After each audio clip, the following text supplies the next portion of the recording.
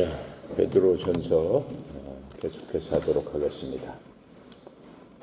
1절부터 12절까지 다시 한번 읽고 우리 베드로전서 하도록 하겠습니다. 예수 그리스도의 사도 베드로는 본도, 갈라디아, 갑바도기아, 아시아와 비두니아에 흩어진 나그네 곧 하나님 아버지의 미리 하심을 따라 성령의 거룩하게 하심으로 순종함과 예수 그리스도의 핏부림을 얻기 위하여 택하심을 받은 자들에게 편지하노니 은혜와 평강이 너희에게 더욱 많을지어다. 우리 주 예수 그리스도의 아버지 하나님을 찬송하리로다. 그의 많으신 궁일대로 예수 그리스도를 죽은 자 가운데서 부활하게 하심으로 말미암아 우리를 거듭나게 하사 산 소망이 있게 하시며 썩지 않고 더럽지 않고 쇠하지 아니하는 유업을 잊게 하시나니 곧 너희를 위하여 하늘에 간직하신 것이라. 너희는 말세에 나타내기로 예비하신 구원을 얻기 위하여 믿음으로 말미암아 하나님의 능력으로 보호하심을 받았느니라.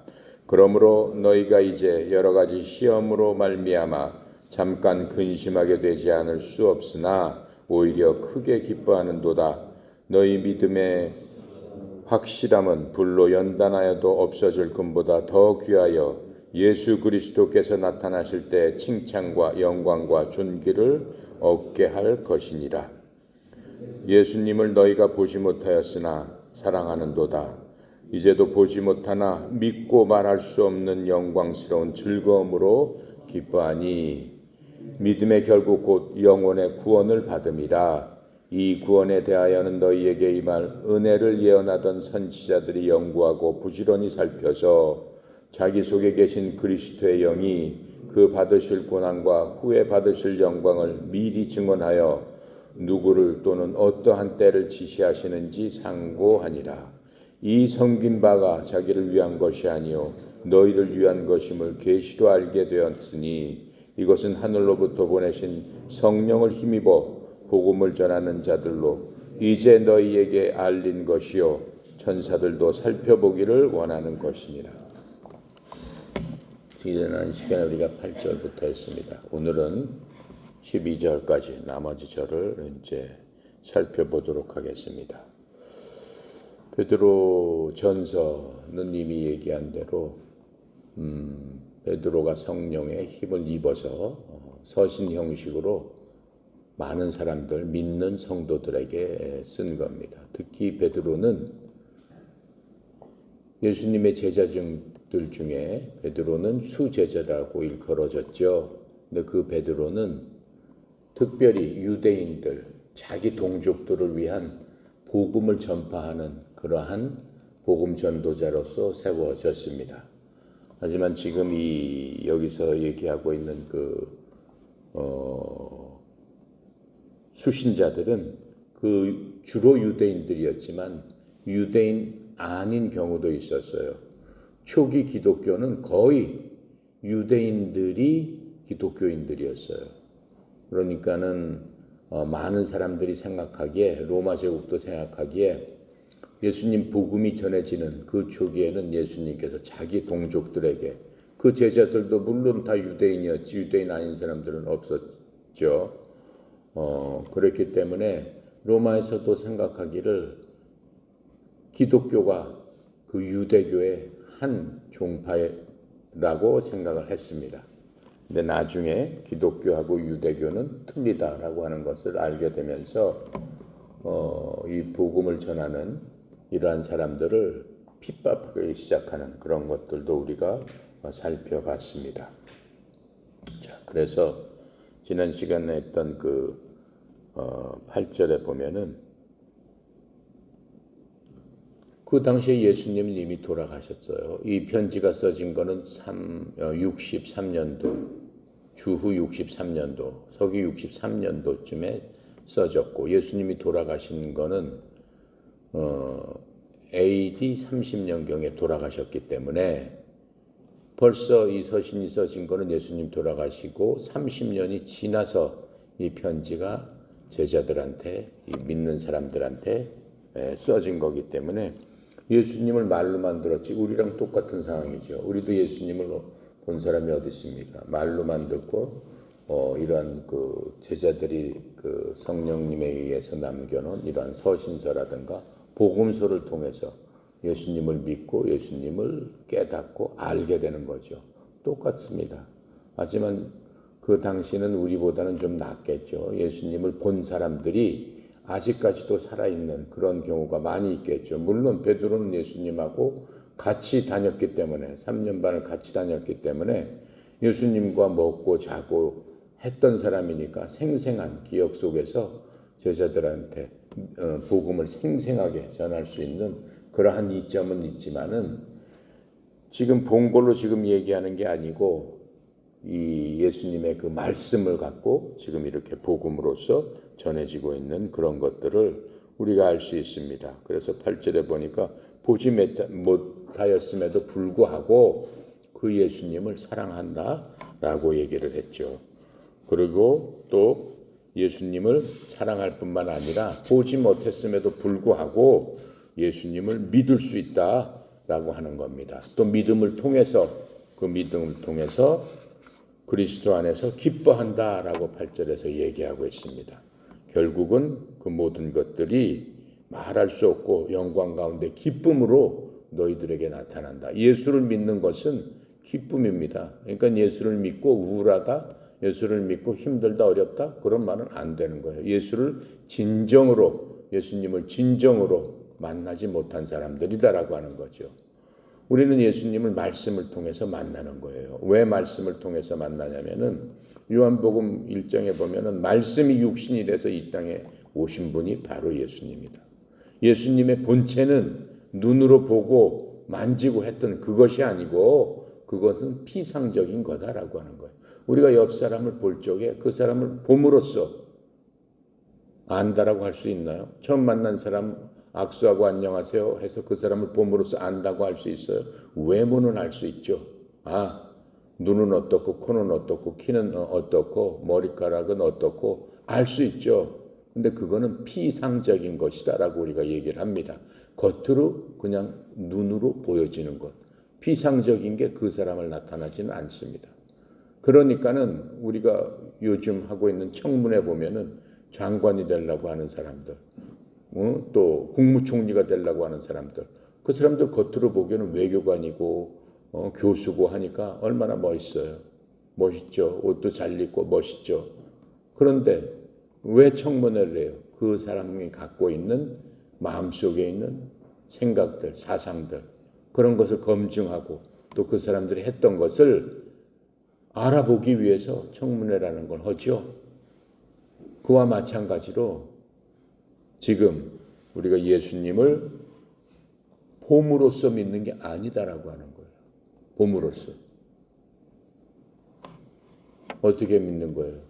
예수님의 말씀을 통해서 예수님의 생각과 예수님의 모든 것을 알 수 있는 것은 그 사람이 갖고 있는 말, 생각 그런 것은 오직 어떻게 해요?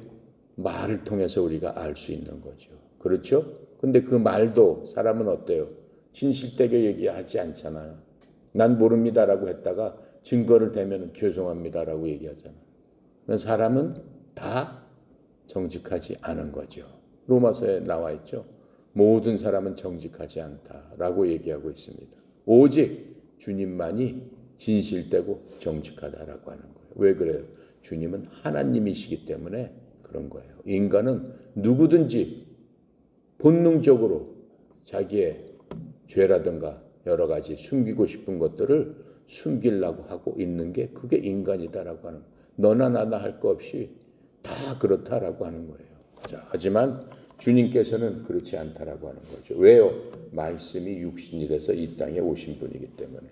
그 말씀은 진실되고 그 말씀은 믿을만하고 그 말씀 속에 우리가 들어갔을 적에는 우리 8절에서 본 것처럼 어떻게 된다는 거예요. 그 말씀을 사랑하게 되고 그 말씀을 믿게 되고 그 말씀을 통해서 기쁨이 충만하게 될 수밖에 없다라고 하는 것들을 이렇게 말씀해주고 있는 그 바로 그것들입니다. 자, 그래서 오늘은 9절부터 이제 시작을 해보겠습니다. 9절 믿음의 결국 곧 영혼의 구원을 받음이다. 우리가 예수를 믿고 영광 가운데 즐거움으로 기뻐할 수 있는 것은 결국은 뭐예요? 영혼의 구원을 받기 때문에 그렇다라고 하는 거죠. 인간에게 있어서 가장 중요한 게 뭡니까? 가장 중요한 것. 그러니까 사람이 철들기 시작하면 제일 먼저 생각하는 게 무엇이냐면은 영적으로 철을 든다라고 지금 제가 표현을 하겠습니다. 영적으로 사람이 철이 들었다라고 생각했을 적에 제일 먼저 느끼는 게 나는 어디서 왔다, 무엇을 하다 어디로 가는가를 깨닫게 되는 겁니다. 내가 그냥 사람들 보면은 사는 게 다 마찬가지죠. 직업과 교육과 무슨 재산과 이런 수준만 틀린 것이 다 똑같지 않습니까? 결국에 가서는 응애하고 태어났다가 그냥 죽었습니다라고 하면 끝나는 거잖아요. 시작과 끝은 다 똑같다라고 하는 거예요. 그 중간 과정, 그건 눈 깜빡할 사이예요. 세월이. 나도 가만히 생각하면 눈 깜빡할 사이. 초등학교 다닌 지가 지금 생생한데 눈 깜빡할 사이에 인생의 황혼기에 들어간다라고 하는 거예요. 그건 누구나 마찬가지다라고 하는 거예요. 그 과정은 결코 중요하긴 하지만은 최고로 중요한 건 아니다. 사람한테. 최고로 중요한 건 아니다. 최고로 중요한 건 뭐예요? 다시 내가 가지만은 그냥 가서 연기처럼 사라질까? 그것을 생각해 봄으로써 인생이 다시 시작된다라고 하는 거죠. 그러면 나는 어떻게 될 것인가? 삶은 그러면 무엇인가? 그냥 허무하게 잠시 이 땅에 왔다가 연기처럼 사라짐으로써 끝나는 것일까? 그게 아니다라고 하는 거죠. 그걸 깊이 생각하는 게 영적으로 어떻게 되는 거예요? 성숙하기 시작하는 거예요. 영적으로 이제 깨닫기 시작하는 거예요. 그 질문이 첫 번째 일어나게끔 되는 거죠. 그렇기 때문에 믿음이라는 게 우리가 가질 수 있게 되는 겁니다. 그거를 통해서 하나님이라는 분을 발견하게 되는 거고, 내가 이 땅을 떠나가서 어디로 갈 것인가 하는 거를 깊게 생각하고 여러 가지 기웃거리다가 결국은 내가 갈 곳은 거기구나 라고 하는 것을 찾고 알게 됨으로 말미암아 그것을 받아들이는 그러한 과정이죠. 그 과정이 지금 여기서 얘기하는 믿음의 결국 곧 영혼의 구원이다라고 얘기하는 겁니다. 그것을 발견하는 사람은 구원을 얻게 되는 거고, 발견하지 못하는 사람은 결국은 어떻게 되는 거예요? 운명대로 가는 거예요. 운명대로. 어디로 가는 거예요? 본인이 택한 운명대로 가는 거예요. 천국으로 갈 것이냐, 지옥으로 갈 것이냐. 그 길밖에는 없다라고 하는 거죠. 자, 그래서 믿음의 결말, 결국, 그렇죠? 종착역. 믿음을 믿고 우리는 예수님을 믿음으로 어떻게 했다고 그랬어요? 받아들였다라고 했어요. 영어로 receive, 받아들였다라고 했어요. 여러분이나 나는 예수님을 받아들였기 때문에 베드로의 이 서신을 깊이 생각하는 거예요. 깊이 묵상하는 거예요. 시간을 들이면서 이것에 대해서 또 생각하고 공부해 보는 거죠. 이것이 바로 하나님의 뭐기 때문에, 방법이기 때문에 그렇습니다. 이렇게 모든 성경을 기록해 놓은 게 구원을 이루는 하나님의 방법이기 때문에 그 방법대로 우리가 지금 실천하고 있는 겁니다. 그래서 우리가, 여러분이, 나나 하나님을 사랑한다면은 하나님을 신뢰하고 하나님을 안에서 즐거워하는 것은 마땅한 겁니다. 그리고 우리가 이 땅에 살면서 하나님 앞에 가기까지 여러 가지 많은 경우를 당하는데 그 경우를 즐거운 것도 있지만 고난도 있다라고 하는 겁니다. 고난을 당할 적에 이 땅에서 굳굳하게 하나님 앞에 가는 그 길을 견지하기 위해서 승리로 바꾸기에 필요한 모든 것들을 우리를 예비하신 그분으로부터 받을 수 있다라고 지금 베드로가 누누이 설명을 하고 있어요. 베드로가 이 서신을 쓸 당시에 그 사람들의 상황은 말도 할 수 없는 고난 가운데서 이리저리 피해 다니면서 간신히 목숨만 유지하고 있는 사람한테 사람들한테 지금 이 서신을 쓰고 있는 겁니다. 그래서 이 믿음의 결말이라는 것은 믿음의 완성을 뜻하는 겁니다. 다른 말로 한다면 우리가 미래의 영광을 오늘 경험할 수 있다라고 베드로가 확신적으로 얘기하고 있는 겁니다. 그러니까는 지금 우리하고는 상황이 틀린 사람들한테 베드로가 쓰는데 그 사람들한테 베드로가 확신에 차가지고 니네들 지금 내일 잡히면 사자밥 될지도 모르지만은 그런 사람들한테 어떻다라는 얘기예요. 너희들의 미래의 영광을 오늘 경험할 수 있다. 지금 이렇게 얘기를 해주고 있습니다. 그래서 베드로가 예수님을 믿는 사람들에게 예수님의 사랑, 예수님에 대한 믿음, 예수님을 통한 기쁨을 지금 이렇게 강조하고 또 이를 통해서 현재 고통 속에서 하나님의 영광을 경험할 수 있다고 지금 강변하고 있는 것을 우리가 볼 수 있습니다. 10절. 이 구원에 대하여는 너희에게 임할 은혜를 예언하던 선지자들이 연구하고 부지런히 살펴서 하면서 10절에서는 우리가 이제 구원을 받는 그 구원에 대해서 여러분의 나라 하나님 앞에 구원을 받았습니다. 예수님 구원을 받았습니다. 라고 하는 것에 대해서는 예전에 지금 구약 성경 39권에 쓴 그 선지자들이 있다라고 하는 거예요. 그 선지자들, 그 대언자들도 몰랐다라고 하는 거예요. 차마 여러분이나 내가 구원 받을 줄 까마득하게 사람들은 생각하지 못했다라고 하는 거예요. 어떻게? 그 모든 대언자들은 뭐라고 생각했어요? 이스라엘 아닌 사람들. 하나님께서 이스라엘 민족만 선택을 하셨습니다. 선택을 하시는 과정을 우리가 구약에서 계속 배웠습니다. 어떻게 이스라엘 민족들이 선택을 받았고 그 민족들을 하나님께서 선택을 했기 때문에 어떻게 가르치시고 그 사람들을 어떻게 치리하셨는가 라고 하는 것들을 우리가 계속 배워왔습니다. 그게 구약에 대한 얘기예요. 그리고 선택된 민족이기 때문에 그 민족들이 어떻게 부흥이 되고 또 어떠한 과정을 통해서 멸망하게 되는가. 왜 멸망하게 되는가. 멸망할 때마다 하나님께서 선택한 백성들이기 때문에 어떠한 마음으로 그들을 바라보고 그들에게 어떻게 하라고 말씀하시는가를 계속적으로 구약에서는 39권에서 얘기하고 있는 겁니다. 그런데 그 사람들은 우리에 대해서 까마득하게 알지 못해요. 아무도 알지 못했어요.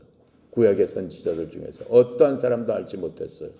지금 그 얘기를 하고 있는 겁니다. 그래서 구약의 대언자들이 구원에 대해서 기록하였지만 하나님께서 그들에게 알려준 것을 열심히 탐구했다라고 했어요. 하나님께서 도대체 무슨 말씀을 하셨느냐. 열심히 탐구했다고 했습니다. 구약에 보면은 고난당하는 메시아가 나옵니다. 이사야서에 보면은 메시아, 그리고 구약에서 하나님께서 메시아라고 알려줬어요. 메시아가 뭐예요? 구원자, 그들을 구출할 자, 그게 메시아예요. 메시아를 다른 말로 하면은 그리스도예요. 그 그리스도가 오실 것을 계속 기다렸던 그러한 사람들이에요. 그래서 메시아가 오면은 정말로 하나님께서 이 땅에 모든 것들을 이루시고 영원한 그러한 번영과 평화와 이런 것들이 있을 것이라고 생각해서 그 이스라엘 백성들은 무조건 그 메시아를 기다렸던 그러한 것들이 바로 구약의 역사입니다. 자, 그런데 예수님께서 이 땅에 오셨습니다. 이 땅에 오셨을 때 유대 사람들은 어떻게 했어요? 이스라엘의 적을 물리칠 메시아가 드디어 왔구나. 우리 민족을 해방시킬 그 메시아가 몇천 만에 오신 바로 그분이 메시아, 그분이 하나님께서 말씀하신 그분이 바로 예수님이구나 라고 기다렸죠. 그런데 그들의 기대가 산산이 무너져 버립니다.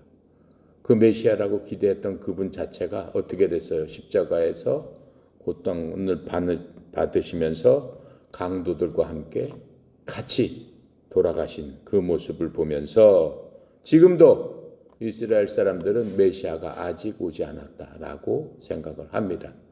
그런데 하나님의 비밀이 거기에 있다라고 지금 얘기를 하고 있는 겁니다. 자, 십자가에서 죽음의 필요성에 대해서 왜 돌아가셔야만 되느냐에 대해서 제자들조차도 돌아가실 수 없습니다라고 얘기했잖아요. 무슨 말씀이십니까? 구약에 보면 메시아가 와서 이 땅에서 통치를 하고 이 땅을 갖다가 영화롭게 하고 이스라엘이 온 그 민족들을 다스리는 으뜸된 민족이 되어야 되는데 지금 돌아가신다는 게 말이 됩니까? 라고 베드로가 예수님조차도 꾸짖었던 그런 게 마태복음 16장에서 나오죠. 자, 그래서 예수님의 부활 후에도 유대 사람들은 맨 처음에는 모여가지고 그러한 것들을 꿈꿨습니다. 사도행전 1장에 보면은 그렇게 꿈꿨던 게 사도행전 1장 1절부터 8절까지 나오고 있습니다. 자, 그래서 예수님의 제자들도 처음에는 하나님의 그러한 계획에 대해서 정확히 깨닫지 못했습니다. 예수님하고 같이 있었던 제자들조차도 깨닫지 못했는데 구약의 대언자들이야 뭐 말할 필요가 뭐가 있겠습니까? 어떻게 깨달을 수가 있겠느냐라고 하는 거예요. 자, 11절 보겠습니다. 자기 속에 계신 그리스도의 영이 그 받으실 고난과 후에 받으실 영광을 미리 증언하여 누구를 또는 어떠한 때 지시하시는지 상관이라. 이게 무슨 말이에요? 하나님께서 대언자들에게 미래 세대들을 위해서 일하라고 말씀을 하십니다. 즉 고난당하시는 메시아와 이제 주님께서 베드로의 그 고백을 통해서 내가 내 이름 위에 내 교회를 세우리라. 너는 베드로라. 이렇게 했죠. 내 고백 위에 내 교회를 세우리라. 주는 그리스도시요 살아계신 하나님의 아들이십니다. 라고 베드로가 이렇게 고백을 합니다.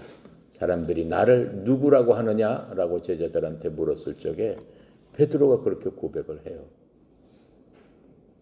그랬더니 예수님께서 네 고백 위에 내가 지금 말한 그 말 위에 내 교회를 세우리라 이렇게 말씀하시는 거죠. 그러면서 교회를 세우겠다는 것을 처음 얘기를 합니다.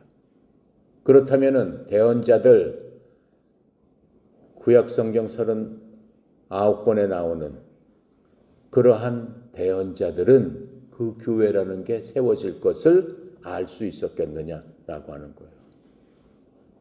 예언서에 보면은 어떻게 돼 있어요? 메시아가 오셔서 메시아가 고난을 당하신다라고 하는 얘기는 분명히 있어요. 그 다음에 이 사람들이 또 기다리는 거는 메시아가 오신 다음에 고난을 당한 다음에 다시 한번 또 이 땅에 오셔서 이 땅을 완전히 새롭게 하신다라고 하는 것도 나와 있습니다. 그래서 재림을 기다리는 그러니까는 메시아가 오셨다가 하늘에 가셨다가 다시 오신다라고 하는 것들이 이 대언서에 이렇게 보면은 선지자들이 이렇게 보면서 그 구약의 성도들이 보면은 그 성경에 보면 그 말씀은 분명히 나와 있다라고 하는 거예요. 메시아는 오신다. 다시 오셔서 이 땅에 영원한 왕국을 세우신다. 그 말씀은 분명히 있다라고 하는 거예요.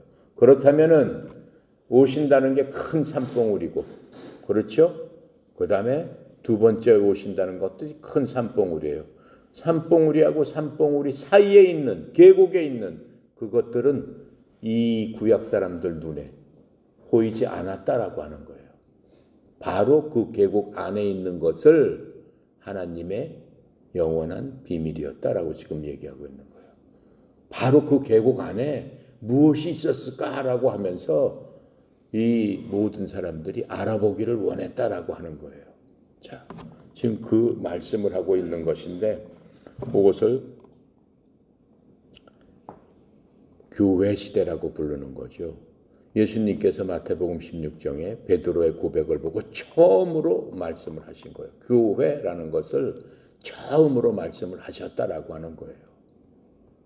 자, 바로 우리가 바로 그 교회입니다. 우리가 바로 그 하나님의 경륜이요 하나님의 비밀이다라고 지금 말씀을 하고 있는 겁니다. 12절 볼게요. 이 섬긴 바가 자기를 위한 것이 아니요 너희를 위한 것임을 계시로 알게 되었으니 이것은 하늘로부터 보내신 성령님을 힘입어 복음을 전하는 자들로 이제 너희에게 알린 것이요 천사들도 살펴보기를 원하는 것이다. 이제 알렸다라고 얘기하잖아요. 그 전부터는 알아보고 싶어도 그 사람들은 교회라는 얘기는 들어보지도 못했고 대언자들도 어떻게 했어요? 그것에 대해서는 깨달아 알지 못했다라고 하는 거예요. 그래서 이스라엘 사람만이 선민이다라고 하는 생각을 갖고 있었어요. 이스라엘 이외의 모든 이방인들은 다 무엇이냐? 그들 얘기에 의하면은 지옥의 땔감이다. 지옥에 가서 그냥 불쏘시개로 쓰여지는 그러한 사람들이다라고 생각을 했기 때문에 구약에 보면 철저하잖아요. 무슨 일이 있어도 이방인들하고 같이 앉아서 밥도 먹지 말고 이방인들하고는 앉아서 같이 얘기도 하지 말고 왜 그럴까요? 왜 철저하게 배척을 할까요? 그 사람들은 지옥 갈 사람들이기 때문에 우리는 저 사람들하고 완전히 구별된 사람들이기 때문에 지옥 갈 사람들하고 앉아서 밥 먹고 하면은 어떻다라는 거예요. 부정탄다. 부정하게 된다라고 해서 그 사람들이 철저하게 배격했고 지금으로 따지면 사람 취급을 하지 않았죠. 전혀 사람 취급을 하지 않았습니다. 그 얘기에 대해서 지금 우리가 한번 살펴볼게요. 그 얘기에 대해서 뭘로 살펴보냐면 성경으로 한번 살펴보겠습니다. 교회에 대한 진실은 구약에서는 숨겨진 미스테리였습니다. 에베소서 3장 1절부터 13절까지 찾겠습니다. 우리에 대한 거니까 조금 자세히 살펴보도록 하겠습니다. 에베소 3장 신약성경 311페이지 3장 1절부터 13절까지 뭐라고 하나님의 구원의 경륜의 비밀 지금 베드로가 얘기한 그 비밀을 지금 이렇게 바울이 지금 펼쳐놓고 설명을 해주고 있는 겁니다. 지금 베드로가 얘기한 베드로 전서를 해석해주고 있는 거예요. 13절까지 같이 읽겠습니다. 이러므로 그리스도 예수님의 일로 너희 이방인을 위하여 갇힌 자 된 나 바울이 말하고 하냐. 이 얘기는 뭐냐면 바울은 이방인들을 위해서 전도자였다라고 얘기를 하고 있는 거예요. 2절 너희를 위하여 내게 주신 하나님의 그 은혜의 경륜을 너희가 들었을 터이라. 3절 곧 계시로 내게 비밀을 알게 하신 것은 내가 먼저 간단히 기록함과 같으니 그것을 읽으면 내가 그리스도의 비밀을 깨달은 것을 너희가 알 수 있으리라. 즉 뭐예요? 바울에게만 대언자 중에서 바울에게만 이 교회에 대한 우리 이방인 우리들 앞으로 구원받을 사람들에 대해서만 알려줬다라고 지금 얘기하고 있습니다. 5절 이제 그의 거룩한 사도들과 선지자들에게 성령님으로 나타나신 것 같이 다른 세대에서는 하나님의 아들들에게 알리지 아니하셨으니 하나님의 아들들이라니까 대언자라든가 구원받은 사람들한테 전혀 그것을 알려주지 않았다. 우리에 대해서 교회에 대해서 알려주지 않았다라고 얘기하고 있죠. 6절 이는 이방인들이 복음으로 말미암아 그리스도 예수 안에서 함께 상속자가 되고 함께 지체가 되고 함께 약속에 참여하는 자가 됨이라.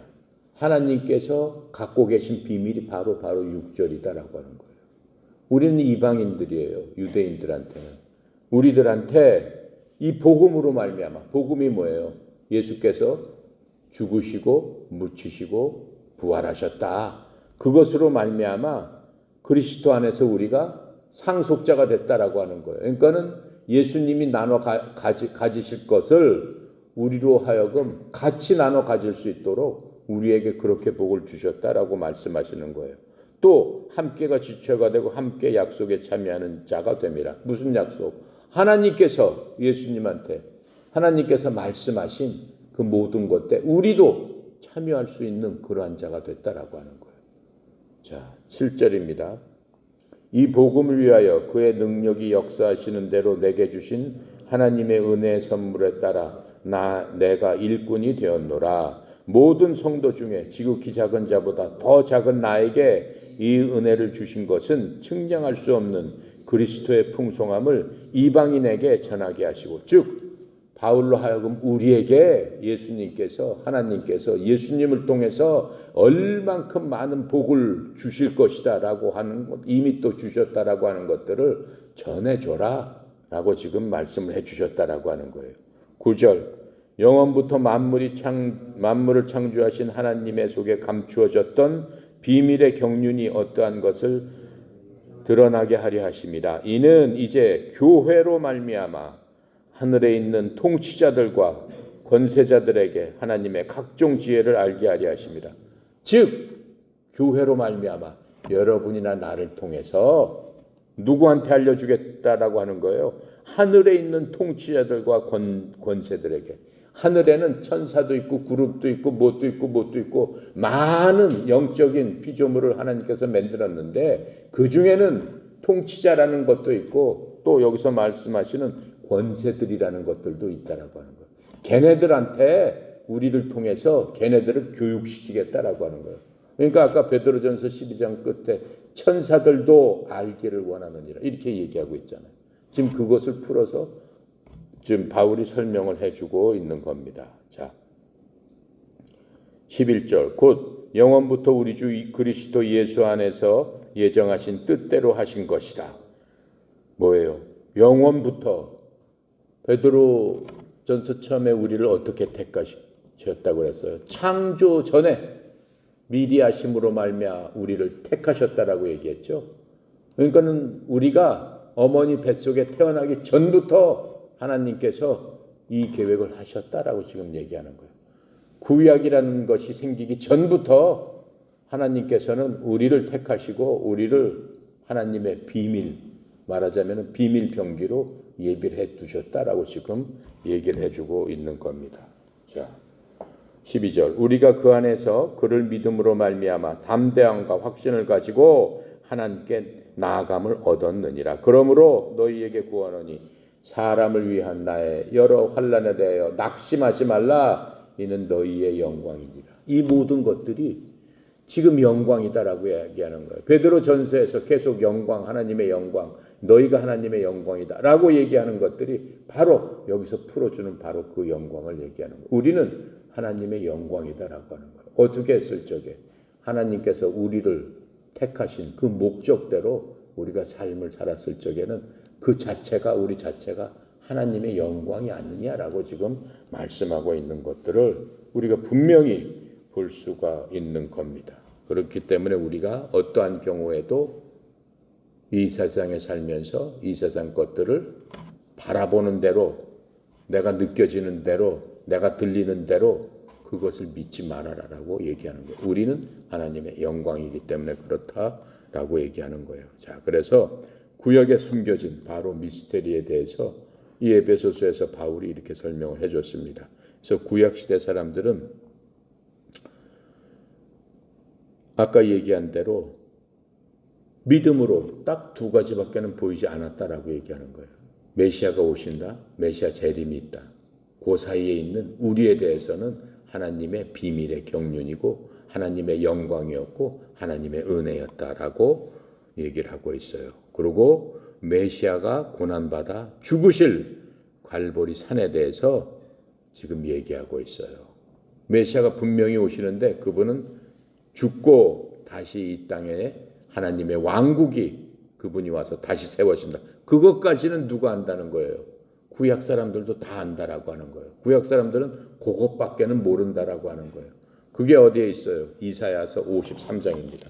이사야서 53장 전체를 읽어보겠습니다. 그러면은 지금 이 말씀을 이해할 수 있습니다. 이사야서 53장 구약 1033페이지에 있습니다.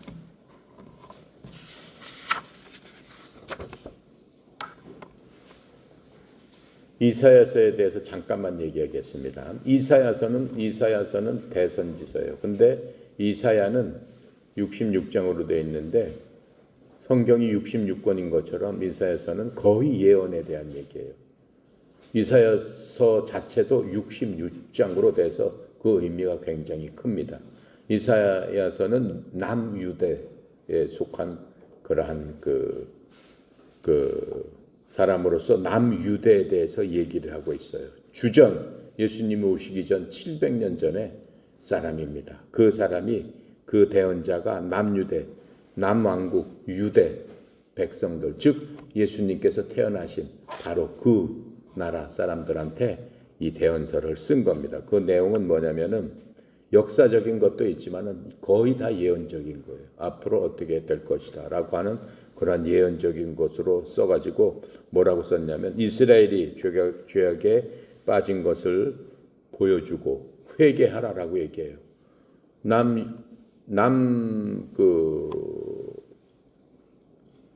북이스라엘과 남유다, 우리나라처럼 남북으로 갈려졌죠. 이스라엘이 남북으로, 솔로몬이 죽고 난 다음에 남북으로 갈려집니다. 그래서 한 나라는 BC 북이스라엘은 BC 예수님 오시기 721년에 망해버리고 남유다는 BC 587년에 망해버려요. 그래서 그 이스라엘이라는 나라는 없어져요. 그 이후에.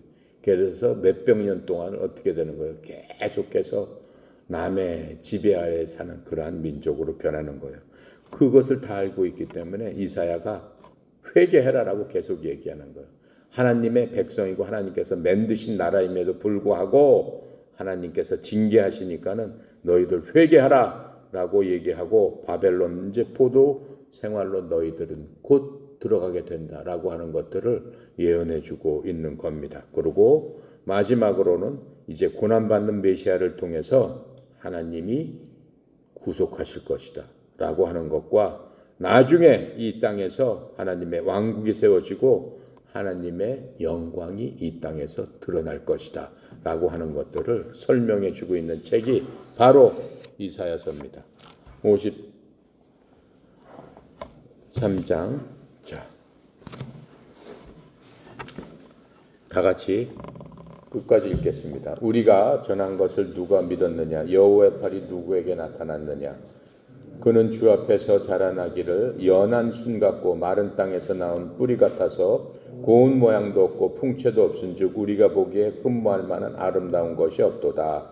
그는 멸시받아 사람들에게 버림을 받았으며 간고를 많이 겪었으며 질고를 하는 자라. 마치 사람들이 그에게서 얼굴을 가리는 것 같이 멸시를 당하였고 우리도 그를 귀히 여기지 아니하였도다.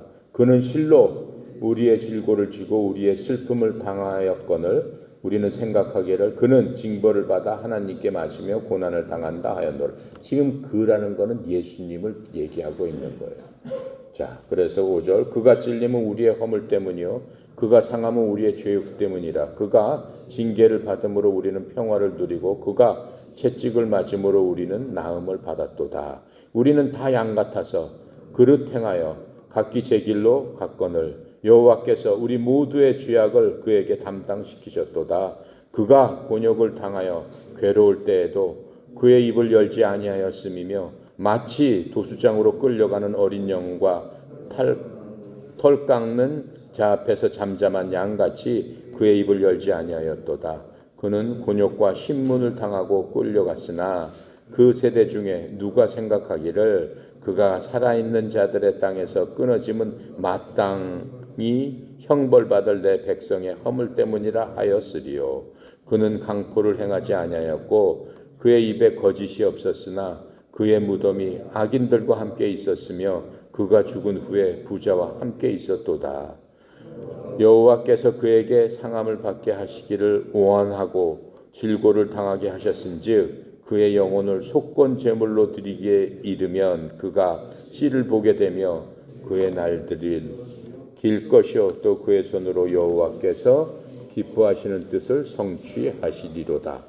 그가 자기 영혼에 수고한 것을 보고 만족하게 여길 것이라. 나의 의로운 종이 자기 지식으로 많은 사람을 의롭게 하며 또 그들의 죄악을 친히 담당하리로다.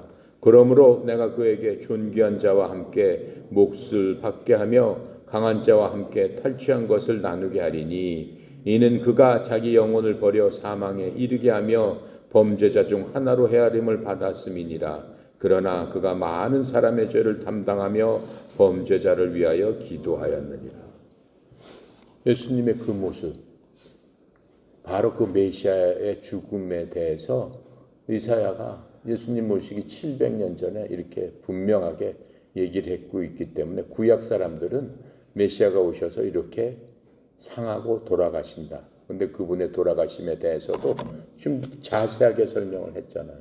그런데 이 대언자들이 이렇게 다 얘기함으로 말미암아 다 알아요. 이스라엘 사람들은 이사야서 그 53장을 없애버렸습니다. 읽지 않아요. 자기네들이 주였기 때문에. 절대로 읽는 장이 아니에요. 왜? 정확하게 나와 있잖아요. 어떻게 돼 있다라고 하는 걸. 그리고 역사적으로도 우리가 요한복음에서 봤듯이 여기 말씀하신 똑같이 그대로 이 땅에서 고난 당하시고 범죄자 취급함으로 말미암아 돌아가셨다라고 하는 거죠. 자, 지금 그렇게 해서 이 구약의 그 대언자들은 거기까지는 다 알고 있다라고 하는 겁니다. 스가랴에서 14장 4절에 보면 이렇게 써 있어요. 그날에 그분의 발이 예루살렘 앞 동쪽에 있는 올리브산 위에 설 것이요. 주님께서 오시면은 주님의 모습이 어떻다라고 하는 거예요. 올리브산을 밟을 정도로 크신 분이다라고 하는 거예요. 그러한 모습으로 올리브산을 밟으면서 그 모습으로 설 것이요. 우리가 성경을 볼 적에 어떤 성경에 대해서는 그냥 그대로 말씀 그대로 읽어야 될 게 있고 앞뒤 규절 문맥을 따라서 어떤 성경 규절에 대해서는 이게 비유로 말씀하셨구나 라고 해서 읽어야 될 때가 있어요. 이 스가랴서는 말씀 그대로 그렇게 설 것이다 라고 얘기하는 거예요. 하나님께서 하루에 뭘 만드시고 뭘 만드셨다. 그건 말씀 그대로 하루 24시간에서 만드셨다. 그렇게 믿어야 되는 거예요. 근데 어떤 사람들은 어떻게 해요? 그게 하루가 뭐 10만 년을 뜻하는 것이다. 하루가 뭐 만 년을 뜻하는 이런 식으로 읽으면 안 된다라고 하는 거예요. 그러니까 성경은 앞뒤 규절을 보면서 하나님의 말씀이기 때문에 그대로 우리가 읽으면 되는 겁니다. 자, 그렇게 하면서 이 바로 그 두 산 사이 골짜기인 그 교회 시대를 절대로 볼 수 없었다라고 하는 거죠. 그래서 지금 여기 보면은 베드로전서 12장 끝에 어떻게 되는 거예요? 12장에 이 섬긴 바는 자기를 위한 것이 아니요 너희를 위한 것임을 계시로 알게 되었으니 이것은 하늘로부터 보내신 성령을 힘입어 복음을 전하는 자들로 이제 너희에게 알린 것이요. 그렇죠? 바울이나 이런 사람들을 통해서 이미 알려줬잖아요. 우리가 읽어봤잖아요. 그러면서 천사들도 살펴보기를 원하는 것이다. 아까 에베소서에서 써 있었잖아요. 천사들한테도 그렇죠? 하늘에 있는 그 피조물들한테 하나님께서 확실히 보여주시기를 원하는 것이다. 왜 그렇게 확실히 보여주시기를 원했겠어요? 하늘에 있는 천사 중에서 3분의 1이 누구한테 배신을 했어요?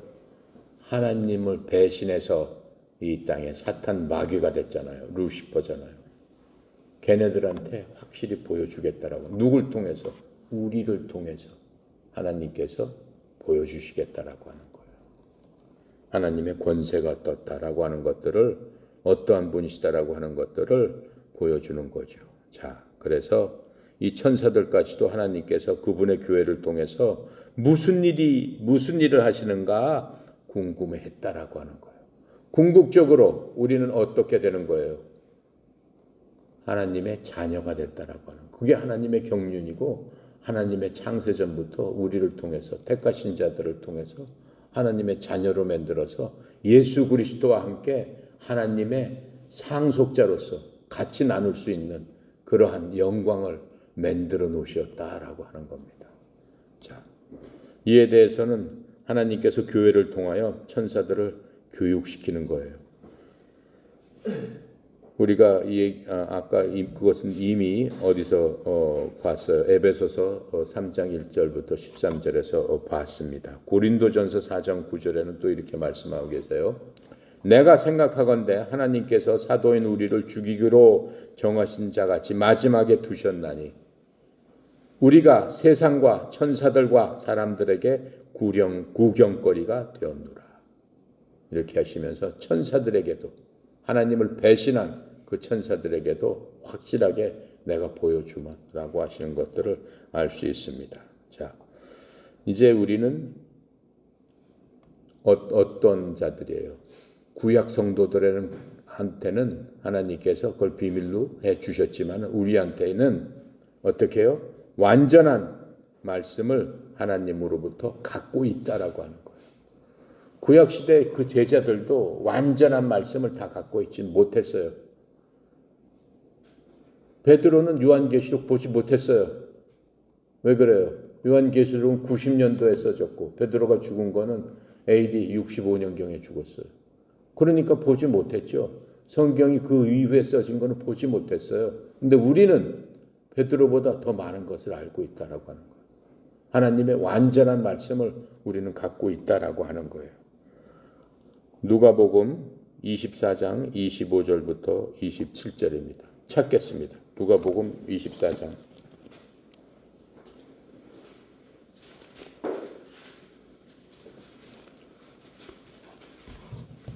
마지막 절이죠. 142페이지. 누가복음 24장 25절 27절.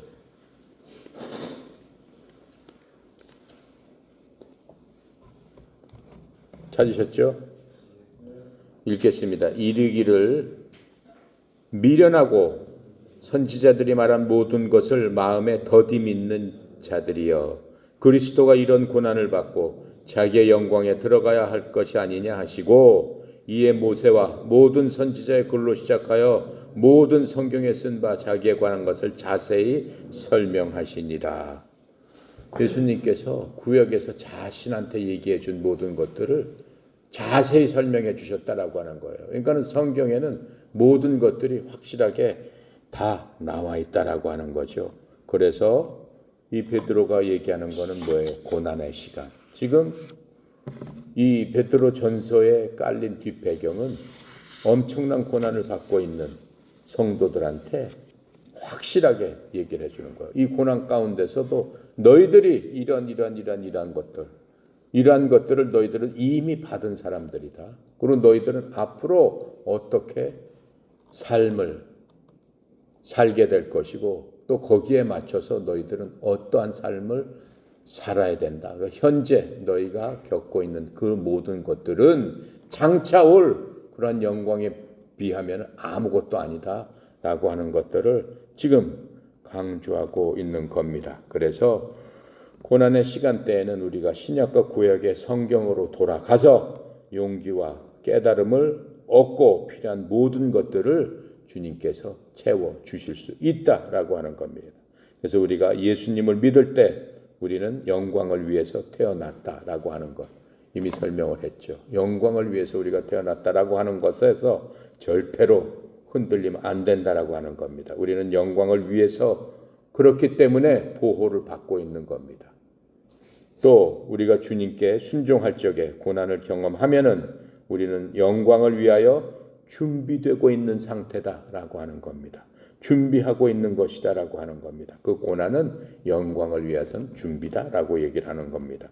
그래서 우리가 주님을 사랑하고 주님을 신뢰하고 주님 안에서 즐거워하면은 우리는 지금 바로 이 자리에서 하나님의 영광을 이 땅에서도 경험할 수 있다라고 하는 거예요. 왜 그래요?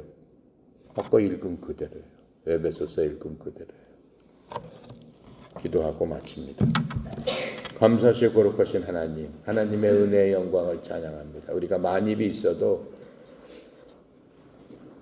주님께서 베푸신 그 크신 사랑을 감당할 수 없는 저희들임을 고백합니다. 우리가 무엇이간데 주님께서 우리를 만세전부터 택하셔서 하나님의 백성으로 삼으시고 또 우리를 하나님의 독생자 예수님, 그 예수님과 함께 공동 상속자로 삼아 주심으로 말미암아 천사도 흠모하는 그러한 저희로서 세워주셨사오니 아버지 하나님이여 하나님 영광 홀로 받으시옵시고 우리의 모든 생각과 우리의 모든 지혜와 우리의 모든 능력을 합해서 주님을 온전히 사랑할 수 있는 그러한 참 하나님의 자녀들이 되기를 원합니다. 주여 고개 숙인 하나님의 자녀들을 축복하여 주셔서 그 영광 가운데 조금도 흔들리지 않는 귀한 믿음으로 하나님 앞에 한 발짝 한 발짝 매일매일을 나가는 그러한 삶을 사는 복된 저희들 다 되도록 주님 축복하여 주시옵소서. 전교에 흩어져 있는 모든 지도자들, 모든 교육생들, 모든 지부장들, 모든 식구들 하나님 축복하여 주셔서 삶 가운데 하나님의 영광을 드높임으로 말미암아 우리의 거듭난 그 모습이 해처럼 밝게 빛날 수 있도록 주여 도와주시옵소서. 특별히 성령 이사장님 하나님 축복하여 주셔서 협회 위에 만세전부터 택하신 그러한 자들을 모으게 하시고 또 저희들이 힘을 합쳐서 주의 종을 통해서 함께 하나님의 영광을 찬양할 수 있도록 주의 종을 인도하시니 주님 감사합니다. 주의 종에게 모세와 같은 힘과 능력으로 항상 함께하여 주셔서 하나님의 무한하신 자원을 흘려보내는 그 통로의 역할을 하는데 조금도 부족함이 없도록 성령님께서 충만케 하여 주시옵소서. 남은 시간도 아버지께 의탁드립니다. 감사드리며 예수 그리스도 이름으로 기도드렸나이다. 아멘.